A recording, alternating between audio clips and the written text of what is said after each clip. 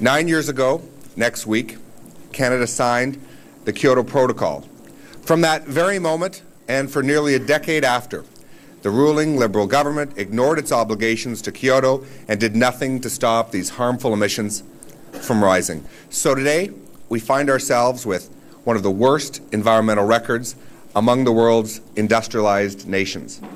From 1993 to 2006, greenhouse gas emissions went up 170 megatons, or 27% under the previous Liberal government. We want greenhouse gas emissions to go down, not up. We must turn the corner. We must set a new direction. Canada's new government will rectify the disastrous Liberal record and cut 150 megatons of greenhouse gases by 2020. That's a 20% reduction from current levels. In order to meet their targets, firms will be able to make in-house reductions, take advantage of domestic emissions trading and offsets, use the Kyoto Protocol's clean development mechanism, and to develop and invest in technology. On that last point, the Technology Fund, we want industry to make real contributions here at home, now, and in the future. The Technology Fund is capped to ensure that industry complies with the targets through, most importantly, real reductions. Going forward, we will not disregard the exemplary efforts of companies that have already taken measures to shrink their environmental footprint. Nor will we put the squeeze on new facilities trying to create a place for themselves in the market.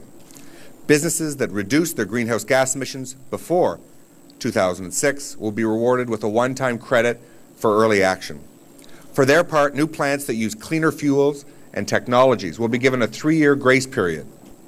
We also want to harness the emission reduction efforts of other sectors. A good example are our municipalities, who have existing opportunities to contribute to the fight against climate change.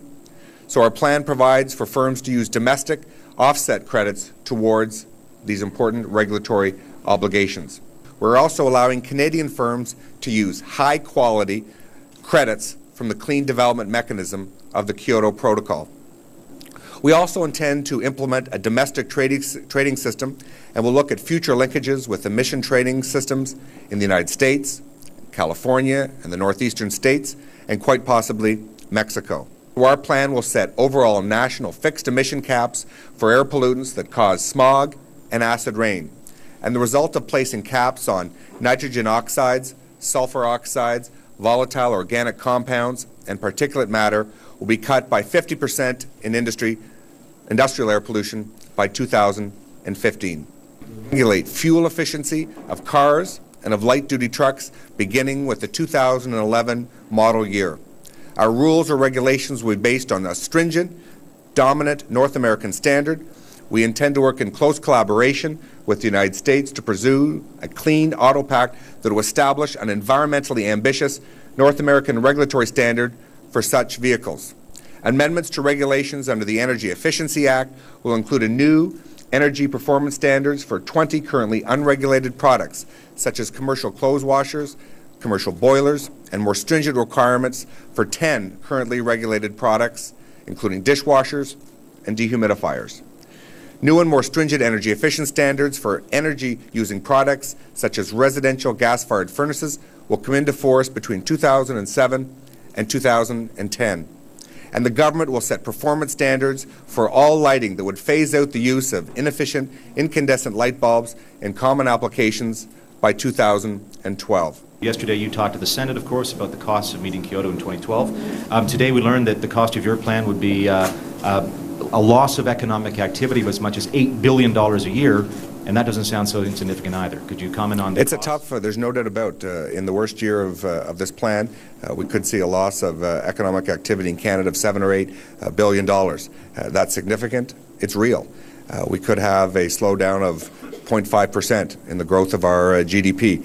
That is real, that is significant, but we had to come up with a balanced approach. The cost of doing nothing was no longer an option in Canada. That's why we're proceeding aggressively to tackle this challenge. Mr. Baird, when you look at the Kyoto targets, we're being told that you're going to be 13 years out of date. You're not going to meet it. So aren't we becoming international laggards rather than leaders? Well, If you look at the result of the plan we're putting forward today, it will be one of the most aggressive in the world over the next 13 years. One of the most aggressive. That's real Canadian leadership. So when we go internationally, we'll offer the experience that we've had as a country who has struggled with this issue, but the enthusiasm of a new convert will hopefully pervade the discussions in the years ahead. We're excited about this plan. This plan is achievable, and we want to be part of the next round of Kyoto, where a lot more than a few dozen countries have obligations. We want to be part of a next round of an international vision where all countries want to row together to reduce greenhouse gases. And I'm prepared to say Canada's going to be one of those leaders. I can't take responsibility for the Liberal failures of the past, but I'll tell you we're prepared to take responsibility for charting a better course for our future. This isn't going to get the job done. It's going to have us playing catch-up, and we'll never catch up to the other countries at this rate. We won't meet our international obligations. Pollution and greenhouse gas emissions will continue to rise rapidly, and this isn't going to be acceptable to Canadians. I say to Mr. Baird, bring your proposals to the House of Commons for a vote.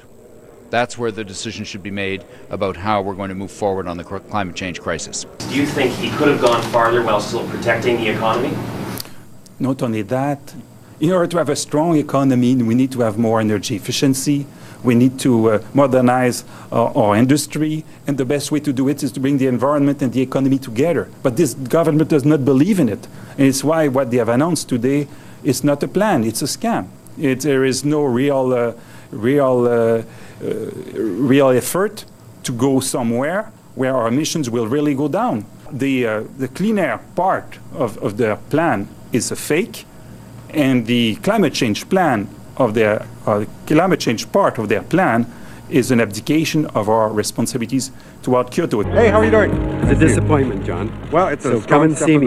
Come and see us. We're always prepared to get good advice and work with it. We spoke with your office. You know, what you promised was a long way from what you delivered, this is the more action than any government in Canadian history has ever taken.